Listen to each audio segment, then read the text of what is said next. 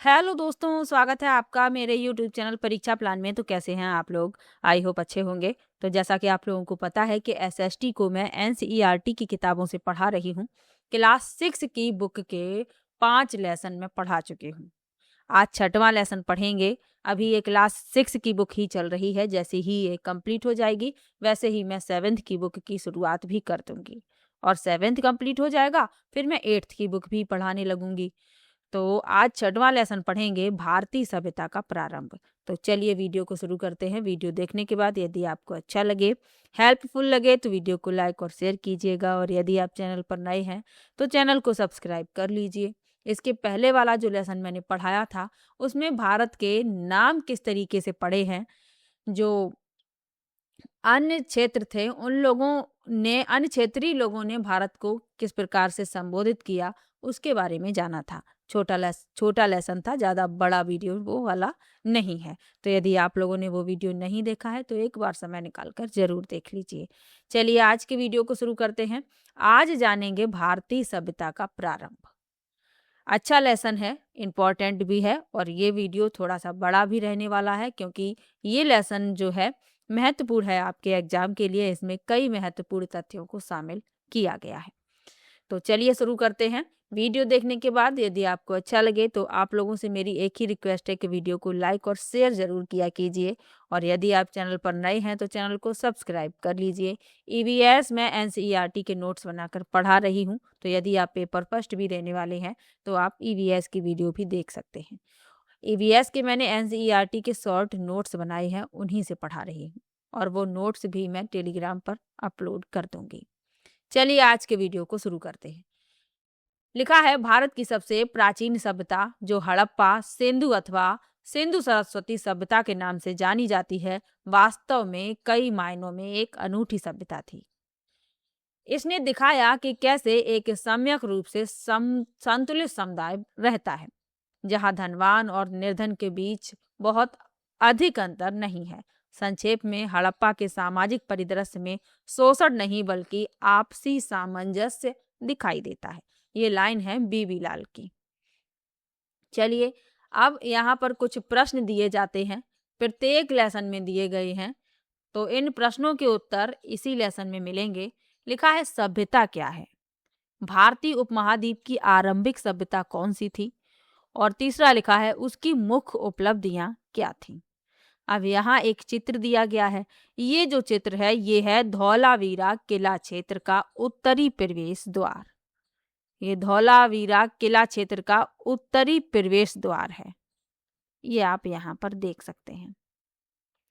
अब सबसे पहला जो प्रश्न था, सॉरी माफ कीजिएगा, सबसे पहला जो प्रश्न था वह था सभ्यता क्या है। तो सबसे पहले यही लिखा हुआ है कि सभ्यता क्या है। अध्याय 4 के अंत में हमने देखा कि मनुष्य का पहला समूह एक स्थान पर रहने लगा, कृषि करने लगा। कैसे उसने कुछ तकनीकों जैसे भवन निर्माण, धातु विज्ञान, यातायात साधन का विकास किया और सभ्यता की ओर उन्मुख हुआ।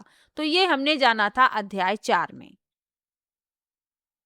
अध्याय 4 में हमने जाना था कि पहले जो आदि मानव थे ये घूमते रहते थे, घुमंतु थे, लेकिन बाद में इन्होंने एक स्थान पर रहना शुरू कर दिया। ये कृषि करने लगे और इन्होंने अपना जो निवास बनाया वो नदी के किनारे बनाया, क्योंकि वहां पर इनके लिए कृषि के लिए पानी भी उपलब्ध था और नदी के किनारे की जो मिट्टी थी वो उपजाऊ होती थी। तो इन्होंने क्या किया था कि एक स्थान पर रहने लगे थे, कृषि करने लगे थे और कुछ तकनीकों का भी इस्तेमाल होने लगा था, जैसे भवन निर्माण, धातु विज्ञान, यातायात साधन का विकास किया और सभ्यता की ओर उन्मुख हुए। अब यहाँ पर एक शब्द प्रयोग हुआ, धातु विज्ञान। अब इसके बारे में यहाँ पर लिखा है। धातु विज्ञान क्या है? धातु विज्ञान के अंतर्गत प्रकृति से धातु निष्कर्षण, उन्हें शुद्ध करने, आपस में मिलाने की तकनीकों और साथ साथ धातु और उसके गुणों का वैज्ञानिक अध्ययन शामिल है। तो ये धातु विज्ञान कहलाता है। चलिए आगे बढ़ते हैं। आखिर सभ्यता है क्या? सामान्यतः इस शब्द का प्रयोग मानव समाज के उन्नत चरण के लिए किया जाता है। इसे और स्पष्ट करने के लिए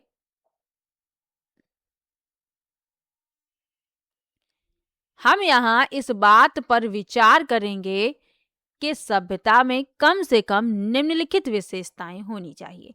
तो सभ्यता क्या है, इस शब्द का प्रयोग मानव समाज के उन्नत चरण के लिए किया जाता है। अब यहाँ पर कुछ विशेषताएं लिखी हुई हैं कि सभ्यता में कम से कम इतनी विशेषताएं होनी ही चाहिए। क्या क्या विशेषताएं होनी चाहिए?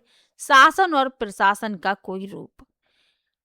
सबसे पहली विशेषता बताई गई कि शासन और प्रशासन का कोई रूप होना चाहिए।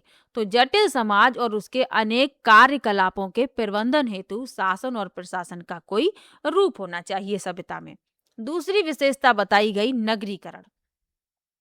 नगर योजना, नगरों का विकास और उनका प्रबंधन, जिसमें सामान्यतः जल प्रबंधन, जल निकास और व्यवस्था आती है।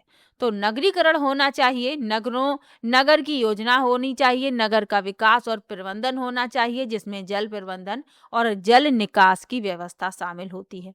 आगे लिखा है विभिन्न प्रकार के शिल्प। अगली विशेषता बताई गई विभिन्न प्रकार के शिल्प। कच्चे माल जैसे पत्थर और धातु का प्रबंधन, और तैयार माल जैसे आभूषण और उपकरण का उत्पादन। तो कच्चा माल का प्रबंधन होना चाहिए जैसे पत्थर और धातु, और इनसे माल तैयार किए जाने चाहिए जैसे आभूषण और उपकरण का उत्पादन। आगे लिखा है अगली विशेषता व्यापार। तो सभी प्रकार की वस्तुओं के आदान प्रदान के लिए आंतरिक और बाहरी व्यापार। आंतरिक से मतलब क्या है? एक नगर का अथवा एक क्षेत्र के अंदर, और बाहरी से मतलब है दूरस्थ अथवा विश्व के अन्य भागों के साथ व्यापार। अगली जो विशेषता बताई गई वह है लेखन का कोई रूप। तो अभिलेखों को रखने और संवाद करने के लिए आवश्यक और जीवन और विश्व के बारे में सांस्कृतिक विचार, तो कला, स्थापत्य, साहित्य, श्रुति परंपराओं और सामाजिक रीति रिवाजों के माध्यम से जीवन और विश्व की अभिव्यक्ति।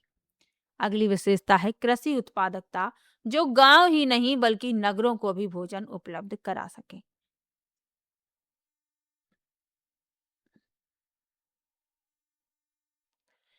तो ये विशेषताएं बताई गई सभ्यता की, कि सभ्यता में इतनी विशेषताएं तो होनी ही चाहिए। तो इन विशेषताओं के बारे में आपको याद रखना है, थोड़ा छोटा किया है ताकि आपको एक साथ दिखाई दे। जैसे ये यहाँ पर लिखी हुई हैं, इनकी ये जो नाम है विशेषताओं के, ये याद रखिए। इनके अंदर का आपको याद रखने की आवश्यकता नहीं है। विशेषताएं याद रखनी है जैसे शासन और प्रशासन का कोई रूप, नगरीकरण, विभिन्न प्रकार के शिल्प, व्यापार, लेखन का कोई रूप, जीवन और विश्व के बारे में सांस्कृतिक विचार और कृषि उत्पादकता। तो इतनी विशेषताएं होनी चाहिए सभ्यता में। चलिए आगे बढ़ते हैं। लिखा है आज विश्व के अधिकांश समाजों में इन सभी विशेषताओं को आसानी से देखा जा सकता है। बिल्कुल देख सकते हैं, आप अपने क्षेत्र का ही उदाहरण ले लीजिए। ये सभी विशेषताएं आपको देखने के लिए मिलेंगी। जिस तरह हमने सभ्यता को परिभाषित किया, उस अर्थ में सभ्यता का आरंभ कब हुआ। अब एक प्रश्न और बन गया कि सभ्यता का आरंभ कब हुआ। तो इसके बारे में नीचे लिखा है विश्व के विभिन्न भागों में अलग अलग समय पर सभ्यताओं का विकास हुआ। जो विश्व के अलग अलग भाग थे, तो उनमें अलग अलग समय पर सभ्यताओं का विकास हुआ है। जिस क्षेत्र को मेसोपोटामिया यानी आधुनिक इराक और सीरिया के नाम से जाना जाता है, वहां लगभग 6000 वर्ष पहले सभ्यता का आरंभ हुआ। तो सबसे पहले बात की गई मेसोपोटामिया की। आधुनिक क्षेत्र जो है इराक और सीरिया है, इन्हीं नाम से जाना जाता है, जो आधुनिक नाम है। तो वहां लगभग 6000 वर्ष पहले सभ्यता का आरंभ हुआ था। इसके कुछ शताब्दियों के बाद प्राचीन मिस्र की सभ्यता का आरंभ हुआ। तो लगभग 6000 वर्ष पहले मेसोपोटामिया की सभ्यता का आरंभ हुआ, फिर कुछ शताब्दियों बाद प्राचीन मिस्र की सभ्यता का आरंभ हुआ। आप इन सभ्यताओं और अन्य सभ्यताओं के बारे में आगे की कक्षाओं में पढ़ेंगे। सही अर्थों में उन प्राचीन सभ्यताओं के बहुत बड़े योगदान और प्रगति के कारण ही मानवता आज वर्तमान स्थिति में पहुंच सकी है। अभी हम केवल भारतीय उपमहाद्वीप और उसके उत्तर पश्चिमी क्षेत्र पर दृष्टि डालेंगे, जहां से हमारी कहानी आरंभ होती है। तो अभी विश्व की सभ्यताएं नहीं पढ़नी है, हम सिर्फ अपने भारतीय उपमहाद्वीप और उसके उत्तर पश्चिमी क्षेत्र के बारे में इस लेसन में जानेंगे। यहाँ पर ये समय रेखा दर्शाई गई है। 2600 से 1900 सामान्य संवत पूर्व तक सिंधु सरस्वती सभ्यता का समय दर्शाती समय रेखा। यहाँ पर आप देख सकते हैं। 4000 सामान्य संवत पूर्व मेसोपोटामिया की सभ्यता का आरंभ। 3000 सामान्य संवत पूर्व मिस्र की सभ्यता का प्रारंभ, यानी मेसोपोटामिया की सभ्यता का प्रारंभ पहले हुआ, फिर मिस्र की सभ्यता का, और फिर उसके बाद सिंधु सरस्वती सभ्यता का। तो इसका आरंभ कब माना गया? 2600 से 1900 सामान्य संवत पूर्व तक। चलिए आगे बढ़ते हैं। गांव से नगर, थोड़ा सा छोटा करते हैं तो ये मानचित्र आपको दिखाई देगा। लिखा है गांव से नगर। तो पंजाब आज भारत और पाकिस्तान में विभाजित है और सिंध अब पाकिस्तान में है। तो पंजाब और सिंध के विशाल मैदानों को सिंधु नदी और उसकी सहायक नदियां सिंचित करती हैं। इसके बारे में, सिंधु नदी के बारे में पहले ही बताया है इसके पहले वाले वीडियो में, और सहायक नदियों के बारे में। सिंधु नदी ने इन मैदानों को उपजाऊ और कृषि के अनुकूल बनाया है। इन मैदानों की पूर्व दिशा में कुछ 6 शताब्दियों पहले एक अन्य नदी सरस्वती हिमालय की तलहटी से हरियाणा, पंजाब, राजस्थान और गुजरात के कुछ क्षेत्रों से होकर प्रवाहित होती थी। 3500 सामान्य संवत पूर्व से इस पूरे क्षेत्र में गांव नगरों में परिवर्तित हो गई और लगभग 2600 सामान्य संवत पूर्व में बढ़ते व्यापार और अन्य विनियमों के कारण नगर महानगरों में परिवर्तित हो गई। तो गांव से नगर कैसे बने और नगर से महानगर कैसे बने, इसके बारे में लिखा हुआ है। सहायक नदियां क्या होती हैं? वह नदी जो किसी बड़ी नदी में मिलती हैं। उदाहरण के तौर पर बताया गया है यमुना नदी गंगा की सहायक नदी है। आगे लिखा है इस सभ्यता को पुरातत्ववेत्ताओं ने सिंधु सभ्यता, हड़प्पा सभ्यता अथवा सिंधु सरस्वती सभ्यता जैसे नाम दिए। तो इस सभ्यता को कई नाम दिए गए। सिंधु सभ्यता भी कहा गया, हड़प्पा सभ्यता भी कहा गया, सिंधु सरस्वती सभ्यता भी कहा गया, क्योंकि नदी के बारे में बताया गया है। जो मैदानों की पूर्व दिशा में कुछ 6 शताब्दियों पहले एक अन्य नदी थी सरस्वती, हिमालय की तलहटी से हरियाणा, पंजाब, राजस्थान और गुजरात के कुछ क्षेत्रों से होकर प्रवाहित होती थी और 3500 सामान्य संवत पूर्व से इस पूरे क्षेत्र में गांव नगरों में परिवर्तित हो गई और 2600 सामान्य संवत पूर्व में बढ़ते व्यापार और अन्य विनियमों के कारण नगर महानगरों में परिवर्तित हो गई। आगे हम इन सभी नामों का प्रयोग करेंगे। जो नाम यहाँ पर बताए गए हैं इस सभ्यता के लिए, इन सभी नामों का प्रयोग होगा। इस सभ्यता के निवासियों को हड़प्पाई या हड़प्पावासी कहते थे। यह विश्व की सबसे पुरानी सभ्यताओं में से एक है। इस प्रक्रिया को भारत का पहला नगरीकरण भी कहा जाता है। तो ये आपको इतना याद रखना है। चलिए आगे बढ़ते हैं। अब यहाँ ध्यान रखने के लिए एक महत्वपूर्ण बात लिखी हुई है। क्या लिखा है? वर्तमान में इस सभ्यता के निवासियों को हड़प्पाई या हड़प्पावासी क्यों कहते हैं? इसका सीधा सा उत्तर है कि लगभग एक शताब्दी पहले 1920-21 में हड़प्पा इस सभ्यता से संबंधित पहला उत्खनित नगर था, इसलिए हड़प्पाई या हड़प्पावासी कहते हैं। और जो हड़प्पा है आज के पाकिस्तान का पंजाब। तो ये भी आपको याद रखना है। ये ब्रैकेट में लिखा है, ये भी महत्वपूर्ण है, तो ये भी याद रखिएगा। आगे बढ़ते हैं। अब ये यहाँ पर एक मानचित्र दर्शाया गया है। इसको थोड़ा सा छोटा करेंगे लेकिन फिर आपको स्पष्ट नहीं दिखाई देगा। ये जो मानचित्र है नीचे क्या लिखा हुआ है? सिंधु सरस्वती सभ्यता की कुछ प्रमुख बस्तियों का मानचित्र। पर्वत श्रृंखलाओं द्वारा बनी प्राकृतिक सीमाओं को देखिए। तो ये पर्वत श्रृंखलाएं आप देख सकते हैं, ये हिमालय, ये हिंदू कुश और ये सुलेमान श्रेणी। तो ये प्राकृतिक सीमाएं हैं। और ये यहाँ पर प्रमुख बस्तियां दर्शाई गई हैं। धौलावीरा, राखीगढ़ी, कालीबंगा, गंवेरीवाला, मोहनजोदड़ो, लखनजोदड़ो। तो ये कुछ बस्तियां दर्शाई गई हैं। चलिए आगे बढ़ते हैं, बड़ा करते हैं इसको। इस सभ्यता के कुछ प्रमुख नगरों को मानचित्र में दर्शाया गया है। और आगे मिलान करने के लिए कहा गया है। आगे हमसे मिलान करने के लिए कहा गया है। हड़प्पाई यानी हड़प्पा के नगर और आधुनिक राज्य या प्रदेश से हमें क्या करना है, मिलान करना है। चलिए मिला लेते हैं। एक तरफ हड़प्पाई नगर लिखे हुए हैं, धौलावीरा, हड़प्पा, कालीबंगा, मोहनजोदड़ो और राखीगढ़ी, और दूसरी तरफ लिखे हुए हैं आधुनिक राज्य।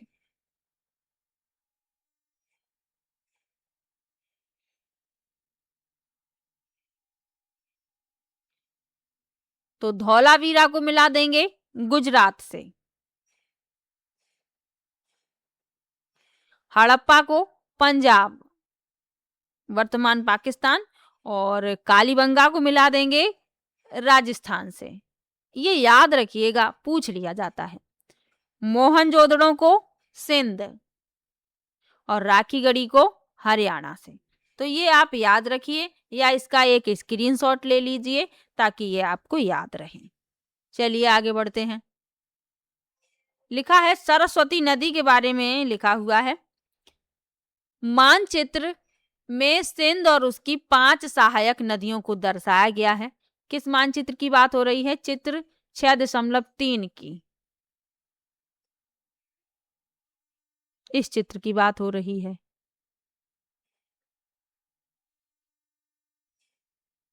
इस चित्र की बात की जा रही है। चलिए पहले पढ़ लेते हैं फिर दिखाते हैं। मोहनजोदड़ो, हड़प्पा जैसे नगर इन नदियों के किनारे विकसित हुए। सरस्वती नदी, जिसे आज भारत में घग्गर और पाकिस्तान में हाकरा के नाम से जाना जाता है, तो ये नाम याद रखिएगा, लिख लीजिए कहीं पर। सरस्वती नदी को भारत में घग्गर और पाकिस्तान में हाकरा, अतः इसे घग्गर हाकरा भी कहा जाता है, के नाम से जाना जाता है। इसके किनारे भी अनेक पुरा स्थल मिले हैं।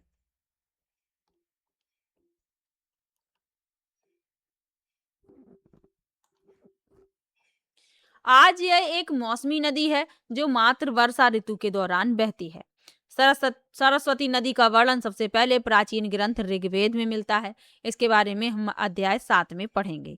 ऋग्वेद में सरस्वती को एक देवी और पर्वत से निकलकर समुद्र तक बहने वाली एक नदी, दोनों रूपों में पूजा गया है। तो यहाँ पर ऋग्वेद के बारे में बताया गया है कि सरस्वती नदी का सबसे पहले वर्णन किसमें मिला? ऋग्वेद में, जो सबसे प्राचीन ग्रंथ है, और इसे एक देवी के रूप में और पर्वत से निकलकर समुद्र तक बहने वाली एक नदी, दोनों के रूप में पूजा गया। बाद के ग्रंथों में इस नदी के सूखने और अंततः लुप्त हो जाने का वर्णन मिलता है। चलिए आगे बढ़ते हैं। तो मानचित्र देखने की जरूरत नहीं है, बस यही बताया जा रहा था सरस्वती नदी के बारे में।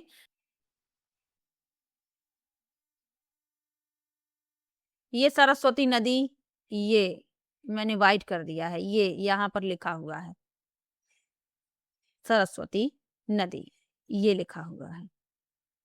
तो यही दर्शाई गई है, इसी के बारे में थोड़ा सा लिखा हुआ था। चलिए आगे बढ़ते हैं। लिखा हुआ है नगर योजना, यानी जो सभ्यता थी उसकी नगर योजना कैसे थी।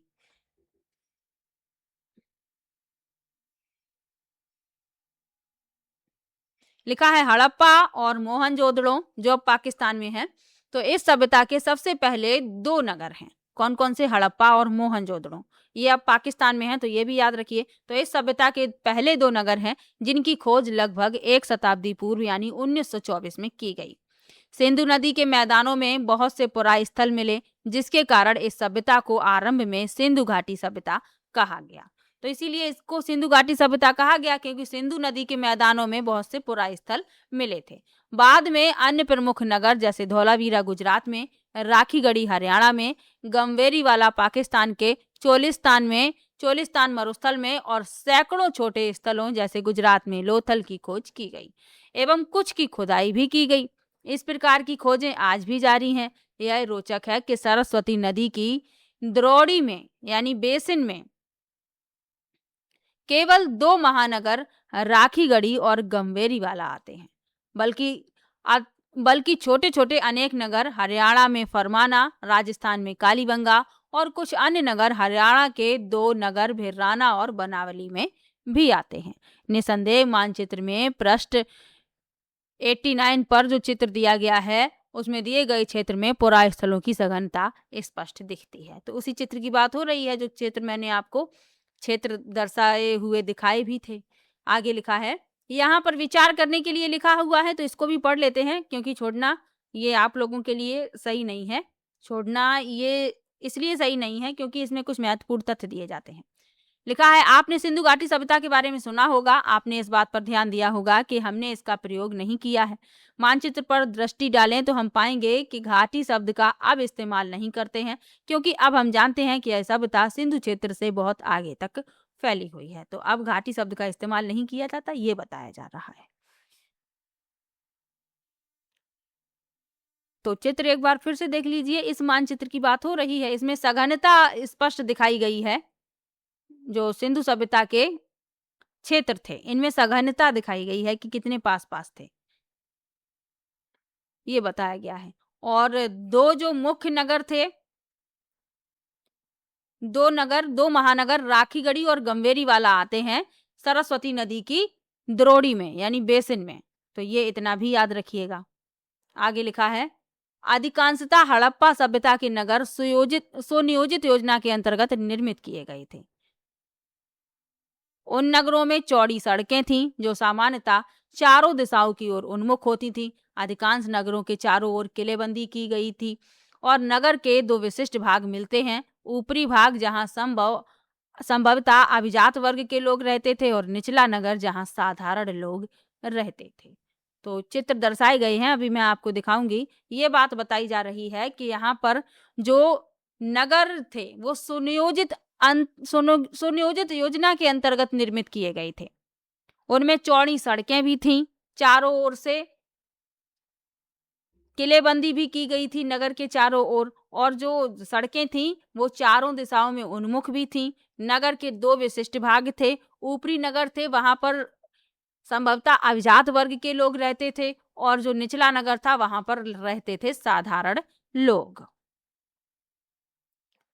अब किलेबंदी और अभिजात वर्ग दो शब्द प्रयोग हुए हैं, इनके बारे में भी जान लीजिए। किलेबंदी क्या होता है? आमतौर पर सुरक्षात्मक उद्देश्यों से किसी बस्ती या नगर के चारों ओर बनाई गई एक विशाल दीवार। और अभिजात वर्ग, तो यहाँ यह शब्द समाज के उच्च स्तर जैसे शासक, अधिकारी, प्रशासक और प्रायः पुरोहित या पुजारी को संदर्भित करता है। तो ये भी आपको याद रखना है।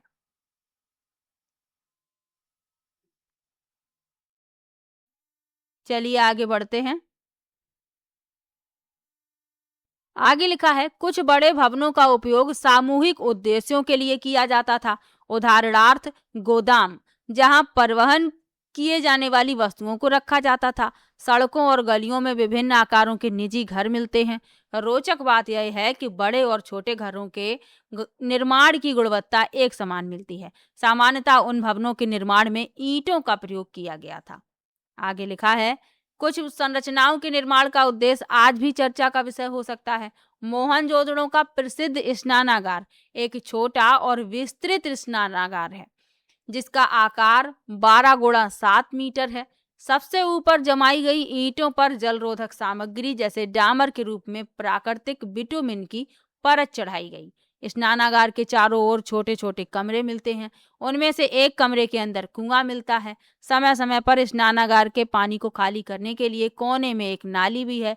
इस स्नानागार को स्वच्छ पानी से समय समय पर भरा जाता था। तो ये चित्र नीचे दिए गए हैं, यहाँ पर पहले आप देखेंगे। थोड़ा सा छोटा करें इसको तो आपको स्पष्ट दिखाई देगा। ये चित्र आप देख सकते हैं। कालीबंगा राजस्थान के निचले नगर में एक चौड़ी सड़क, ये सड़क देख सकते हैं चौड़ी। उसके बाद ये जो चित्र आप देख रहे हैं ये वाला, इसमें दर्शाया गया है धौलावीरा के मध्य नगर के आवासीय क्षेत्र की लंबवत गलियां या सड़कें। धौलावीरा में 3 अलग अलग क्षेत्र थे, न कि अन्य नगरों की तरह 2 क्षेत्र। इस नगर में अधिकांश भवनों की नींव पत्थरों से बनाई गई थी। तो यहाँ पर आप देख सकते हैं धौलावीरा के मध्य नगर के आवासीय क्षेत्र की जो लंबवत गलियां हैं और सड़कें।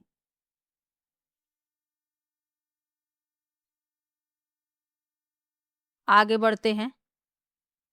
ये है मोहनजोदड़ो का महान स्नानागार। इसी के बारे में अभी बात हो रही थी कि स्नानागार बना हुआ था, जो ऊपर की ईंटें थीं इन पर डामर लगाया गया था इन्हें जलरोधी बनाने के लिए, जो प्राकृतिक बिटुमेन होता है। और भी ये विशेषताएं आप देख सकते हैं इस स्नानागार की। आगे लिखा हुआ है, इसके निर्माण का उद्देश्य क्या रहा होगा। पुरातत्ववेत्ताओं ने अनेक संभावित व्याख्याएं प्रस्तुत की। सार्वजनिक स्नान के लिए स्नानागार, केवल राजसी परिवार के लिए स्नानागार, धार्मिक कार्यों के लिए प्रयोग होने वाला स्नानागार। हालांकि पहली व्याख्या अब स्वीकार नहीं है, क्योंकि यह पाया गया है कि इस नगर के अधिकांश घरों में स्नानागार बने हुए थे। अब इसको बनाने का उद्देश्य क्या था। इसके पास कमरे भी बने हुए हैं, पानी को निकालने के लिए नाली भी बनी हुई है, समय समय पर स्वच्छ पानी इसमें भरा जा सके, इसलिए सारी व्यवस्थाएं की गईं। अब इसको बनाने का उद्देश्य क्या था, तो संभावित व्याख्याएं की गईं। सबसे पहले कहा गया कि ये सार्वजनिक स्नानागार था, जो केवल राजसी परिवार के लिए था। लेकिन बाद में इस व्याख्या को गलत पाया गया, क्योंकि जो अधिकांश घर थे उनमें भी स्नानागार बने हुए थे। धार्मिक कार्यों के लिए प्रयोग होने वाला स्नानागार इसे बताया गया। तो संभावित व्याख्याएं की गई इसके बारे में। चलिए आगे बढ़ते हैं। जल प्रबंधन। जल का प्रबंधन कैसा था, इसके बारे में बताया जा रहा है। तो हड़प्पा वासी जल प्रबंधन और स्वच्छता को महत्व देते थे। उनके घरों में स्नान के लिए अलग स्नानागार हुआ करते थे। ये जल निकास प्रणाली से जुड़े हुए थे, जो साधारणतः सड़कों के नीचे होती थीं, जिनमें अपशिष्ट जल बहता था। तो यहाँ पर आप लोथल गुजरात में जल निकास प्रणाली देख सकते हैं। सभी के घर में स्नानागार बना हुआ था और पानी निकलने की व्यवस्था थी। साधारणतः सड़कों के नीचे से पानी निकलता था, अपशिष्ट जल बहता था, नालियां बनी हुई थी। तो ये आप देख सकते हैं, ये लोथल का जल निकास प्रणाली दिखाई गई है। लोथल में आप एक अनुमान लगा सकते हैं कि उस समय देख लीजिए कितनी विकसित प्रणाली थी। सड़कें भी पक्की हैं, पक्की ईंटों से घर बने हुए हैं, स्नानागार भी बने हुए हैं, नालियों की व्यवस्था भी है, चौड़ी सड़कें हैं, सब कुछ वहां पर व्यवस्थित था। चलिए आगे बढ़ते हैं। लिखा है, मोहनजोदड़ो में लोग ईंटों से बनाए कुओं से पानी निकाला करते थे, किंतु अन्य क्षेत्रों में तालाब, पास के झरनों अथवा मानव निर्मित जलाशयों से पानी लेते होंगे। धौलावीरा में 73 मीटर लंबा बड़ा जलाशय मिलता है। तो मोहनजोदड़ो के लोग जो हैं ईंटों से बनाए कुएं से पानी निकाला करते थे। ये मोहनजोदड़ो के लोगों की बात हो रही है। और अन्य क्षेत्रों में जो तालाब थे, पास के झरने थे, मानव निर्मित जलाशय थे, उनका पानी भी प्रयोग होता है। धौलावीरा में 73 मीटर लंबा जलाशय भी मिला है। जलाशय क्या है, तो विशाल प्राकृतिक या कृत्रिम स्थान जहां जल का भंडारण किया जाता है। आगे बढ़ते हैं। ये आप देख सकते हैं, धौलावीरा में चट्टान को काटकर बनाया गया 33 मीटर लंबा विशाल जलाशय।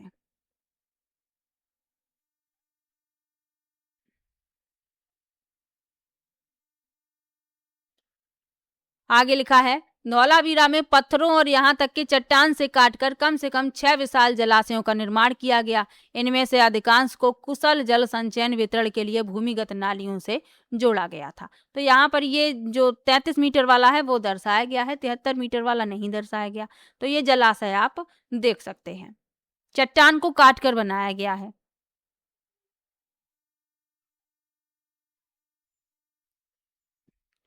यहाँ पर एक महत्वपूर्ण तथ्य लिखा हुआ है विचार करने के लिए। जलाशयों के इस प्रकार के निर्माण के लिए आवश्यक श्रमिकों की बड़ी संख्या के बारे में सोचिए। आपके विचार से उनके कार्य को सुनियोजित करने के लिए निश्चित निर्देश किसने दिए होंगे।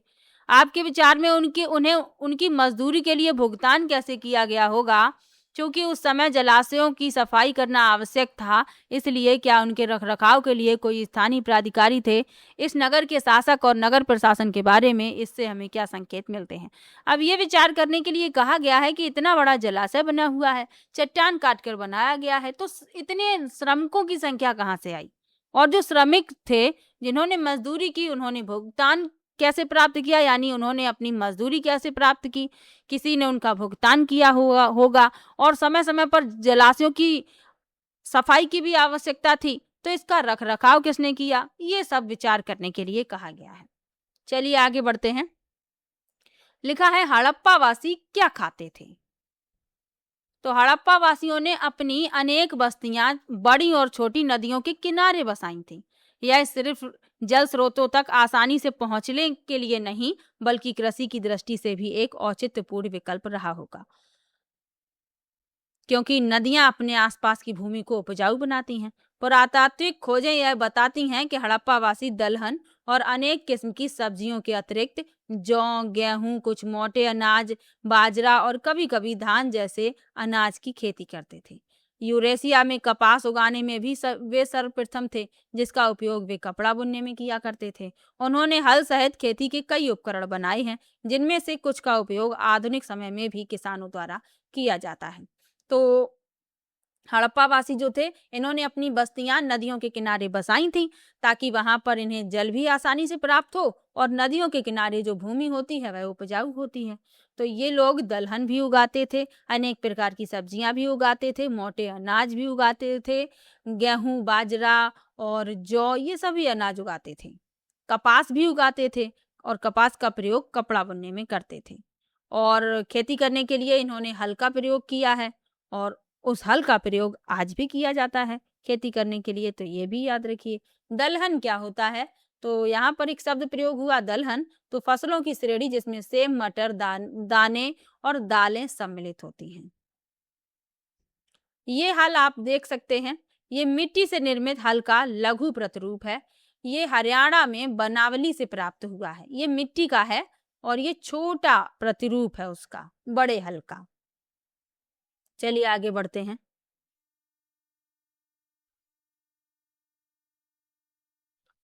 लिखा है यह गहन कृषि गतिविधि सैकड़ों छोटे ग्रामीण स्थलों अथवा गांव द्वारा संचालित की जाती थी।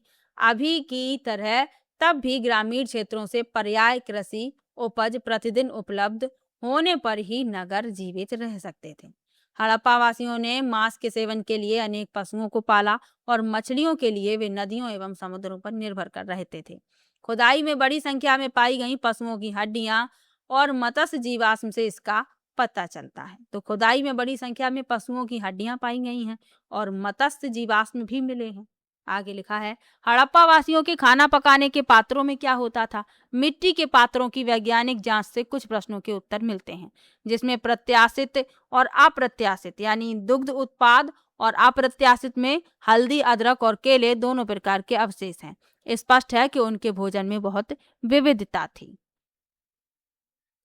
आगे बढ़ते हैं। लिखा है सक्रिय व्यापार। तो हड़प्पावासी न केवल अपनी सभ्यता में बल्कि भारत के भीतर और बाहर की अन्य सभ्यताओं और संस्कृतियों के साथ भी सक्रिय रूप से व्यापार करते थे। यानी आसपास के और जो दूर नगर थे उनके साथ उनका व्यापारिक संबंध था। उन्होंने आभूषणों, लकड़ी, दैनिक उपयोगी की कुछ वस्तुओं, संभवतः सोने एवं कपास और कुछ खाद्य वस्तुओं का निर्यात किया। उनके सर्वाधिक प्रिय आभूषण कार्नेलियन के मोती थे, जो अधिकतर गुजरात में पाए जाने वाले लाल रंग के अल्प मूल्यवान पत्थर होते थे। तो इन सभी के चित्र नीचे दिए गए हैं, पहले ये पढ़ लीजिए, फिर नीचे चित्र भी देख लीजिएगा। तो उनके जो सर्वाधिक प्रिय आभूषण थे वो थे कार्नेलियन के मोती, और ये जो कार्नेलियन के मोती थे ये गुजरात में पाए जाने वाले लाल रंग के अल्प मूल्यवान पत्थर के होते थे। आगे लिखा है हड़प्पा के कारीगरों ने उनमें छेद करने की तकनीक भी विकसित की थी, ताकि धागे को डालकर उन्हें तरह तरह से सजाया जा सके। उन्होंने शंखों से बहुत सुंदर चूड़ियां भी बनाई। चूंकि शंख का खोल सख्त होता है, अतः उन चूड़ियों को बनाने के लिए परिष्कृत तकनीक की आवश्यकता भी होती होगी। यह स्पष्ट नहीं है कि हड़प्पा वासियों ने निर्यातित वस्तुओं के बदले में किस वस्तु का आयात किया। अब ये स्पष्ट नहीं है कि उन्होंने वस्तुओं को निर्यात तो किया, लेकिन बदले में क्या लिया ये स्पष्ट नहीं है। संभवतः यह तांबा हो सकता है। एक अनुमान लगाया गया कि ये तांबा हो सकता है, क्योंकि यह धातु सामान्यतः उनके पास बहुतायत में उपलब्ध नहीं थी। क्योंकि उनके पास तांबे की धातु उपलब्ध नहीं थी, तो अनुमान लगाया गया कि जो वस्तुएं वो निर्यात करते थे उसके बदले में तांबा लेते होंगे। चलिए आगे बढ़ते हैं। हड़प्पावासी मुलायम धातु तांबे की कलाकारी में कुशल थे। तांबे में टिल मिलाने पर कांस्य धातु बन जाती है। और मोस्ट इम्पॉर्टेंट क्वेश्चन आपके लिए, पहले भी कई बार पूछा गया ये प्रश्न, जो है ईवीएस में भी पूछ लिया जाता है, साइंस में भी पूछ लिया जाता है, एसएसटी में भी पूछ लिया जाता है कि जो कांसा है वह किनकी मिश्र धातु है, तो तांबे और टिन की। तो तांबे में टिन मिलाने पर कांस्य धातु बन जाती है, जो तांबे की तुलना में कठोर होती है। हड़प्पा वासियों ने उपकरण तथा बर्तन बनाने में कांसे का प्रयोग किया। बाद में हम इसकी बनी कुछ छोटी प्रतिमाएं देखेंगे। तो यहाँ पर आप पहले ये चित्र देख लीजिए। ये जो हैं कार्नेलियन मनके हैं। ये कहाँ से प्राप्त हुए? सूसा यानी वर्तमान ईरान में खुदाई में प्राप्त कार्नेलियन मनके। तो ये गुजरात में जो पत्थर पाया जाता है उससे बनाई गई हैं। ये आप देख सकते हैं इनका आकार। ये देख लीजिए हड़प्पा का हाथी दांत का कंगा, जो ओमान के तट पर पाया गया और लगभग 7 सेंटीमीटर लंबा है। ये हाथी दांत का है। आगे लिखा है, उन्होंने इस तरह के व्यापार को संचालित करने के लिए स्थल मार्ग एवं नदियों तथा अधिक दूरवर्ती गंतव्यों के लिए समुद्री रास्तों का उपयोग किया। यह भारत की प्रथम गहन समुद्री गतिविधि थी। वास्तव में गुजरात और सिंध के तटवर्ती क्षेत्रों में कई हड़प्पाई बस्तियां स्थित हैं। गुजरात में स्थित एक लघु बस्ती लोथल में आश्चर्यजनक रूप से 217 मीटर लंबाई 36 मीटर चौड़ाई का एक विशाल बेसिन पाया गया है। इसकी लंबाई फुटबॉल के 2 मैदानों से थोड़ी अधिक है। तो यहाँ पर बात हो रही है कहाँ की? गुजरात में स्थित एक लघु बस्ती लोथल में एक 217 मीटर लंबाई और 36 मीटर चौड़ाई का एक विशाल बेसिन पाया गया है। और इसकी लंबाई जो है फुटबॉल के 2 मैदानों से थोड़ी अधिक है। इस बेसिन में बंदरगाह जैसी संरचना अवश्य रही होगी, जिसका इस्तेमाल नावों के माध्यम से वस्तुओं के आयात और निर्यात के लिए किया जाता होगा। आगे लिखा है, इस प्रकार के व्यापक स्तर के व्यापार में यह आवश्यक था कि व्यापारी अपने सामान को और एक दूसरे को पहचाने। अनेक बस्तियों की खुदाई में मिली हजारों की संख्या में छोटी मोहरों का उपयोग यही रहा होगा। ये मोहरें एक मुलायम पत्थर पर स्टीएटाइट की बनी थी, जिन्हें गर्म कर कठोर बनाया जाता था। इनका माप केवल कुछ सेंटीमीटर है। सामान्यतः इनके ऊपर जानवरों के चित्र बनाए गए हैं, किंतु इन पर लेखन प्रणाली के कुछ संकेत भी मिलते हैं। इस लेखन प्रणाली और पशुओं के चित्रों के प्रतीकों के अर्थ को अभी भी समझना बाकी है, पर यह निश्चित है कि ये किसी प्रकार की व्यापारिक गतिविधियों से संबंधित हैं। ये आप विशाल बंदरगाह देख सकते हैं लोथल का चित्र में, और ये मोहरें देख सकते हैं। लेकिन इन पर जो लिखा हुआ है उसे समझना आज भी बाकी है। इस पर नहीं पढ़ा जा सका है आज भी। यहाँ पर पशुओं के चित्र आप देख सकते हैं। एक श्रृंगी पशु इसमें दर्शाया गया है। इसमें बैल और सींग वाले बाघ को इसमें दर्शाया गया है। चलिए आगे बढ़ते हैं। प्राचीन जीवन के बारे में लिखा है। आगे लिखा है, पुरातत्ववेत्ता हड़प्पा वासियों द्वारा निर्मित और उपयोग की गई अनेक वस्तुओं को सामने लेकर आए। दैनिक उपयोग की ये वस्तुएं हैं। ये एक कांस्य दर्पण है। ये दर्पण माने शीशा। तो ये कांस्य दर्पण एक पक्की मिट्टी का पात्र ये दर्शाया गया है। ये कांस्य दर्पण है, ये पक्की मिट्टी का पात्र है। ये तो आप देखकर ही समझ रहे होंगे, पानी भरने के लिए इसका उपयोग किया जाता होगा। और ये धौलावीरा से प्राप्त हैं, ये आपको याद रखना है। आगे बढ़ते हैं। इस चित्र में देख लीजिए, भार तौलने के कुछ पत्थर हैं। जैसे अभी इस टाइम में क्या प्रयोग होते हैं? लोहे के वेट प्रयोग होते हैं। 1 केजी, 2 केजी, 3 केजी, 4 केजी, इस तरीके से तो तब भी प्रयोग होते थे, लेकिन ये पत्थर हैं। और ये है एक कांस्य छेनी। ये कांसे की है और ये भी धौलावीरा से प्राप्त हुए हैं। आगे बढ़ते हैं। यहाँ पर आप देख सकते हैं 25 सेंटीमीटर लंबाई वाले एक पत्थर पर उकेरा गया खेल बोर्ड, ये भी धौलावीरा से प्राप्त हुआ है। ये देख लीजिए, खेल खेलते होंगे लोग। और ये लगभग 4 सेंटीमीटर लंबी मिट्टी की सीटी है, ये करनपुरा राजस्थान से प्राप्त है। हड़प्पा वासियों ने वयस्कों और बच्चों दोनों के मनोरंजन के लिए अनेक खेल तैयार किए थे। तो ये बच्चों के लिए होगी, सीटी बच्चे बजाते होंगे, ये बड़े लोग खेलते होंगे। यहाँ पर भी आप कुछ चित्र देख सकते हैं। ये एक छोटी मूर्ति है जिसे प्रायः पुरोहित राजा कहा जाता है। यद्यपि यह मालूम नहीं है कि यह प्रतिमा किसकी है। अब ये किसकी प्रतिमा है ये नहीं बताया जा सकता। ये आप देख सकते हैं स्वास्तिक दर्शाती हुई मोहर। ये जब आप किसी पर, अभी इसमें आप इसमें उल्टा स्वास्तिक देख रहे होंगे, लेकिन जब ये किसी पर लगाई जाती होगी तब सीधा स्वास्तिक बनता होगा। और यहाँ पर आप देख सकते हैं शक्तिशाली पशुओं से घिरे ऊंचे स्थान पर बैठे त्रिमुखी देवता को दर्शाती ये वाली मोहर। आगे बढ़ते हैं।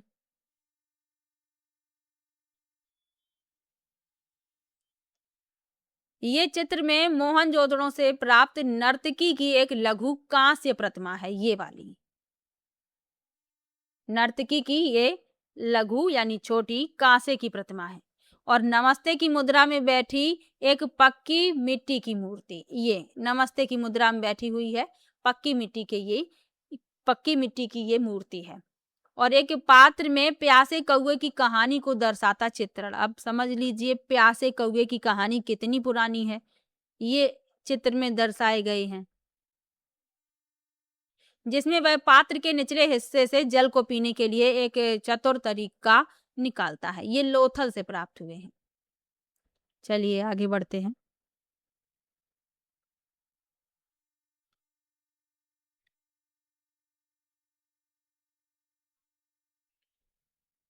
लिखा है अंत अथवा नई शुरुआत। 1900 सामान्य संवत पूर्व के आसपास इस सिंधु सरस्वती सभ्यता की सभी उपलब्धियों के बावजूद उसका ह्रास हो गया।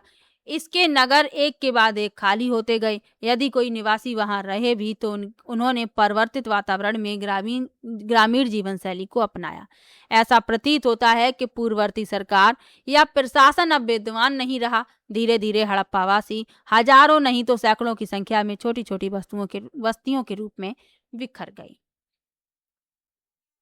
आगे लिखा है, विचार करने के लिए क्या कहा गया। हड़प्पावासी ग्रामीण बस्तियों में लौट गए, क्योंकि किसी नगरीय जीवन शैली की तुलना में ग्रामीण जीवन शैली भोजन और जल तक सहज पहुंच प्रदान करती है। तब से लेकर अब तक नगर भोजन और कभी कभी जल आपूर्ति के लिए गांव पर निर्भर रहते हैं।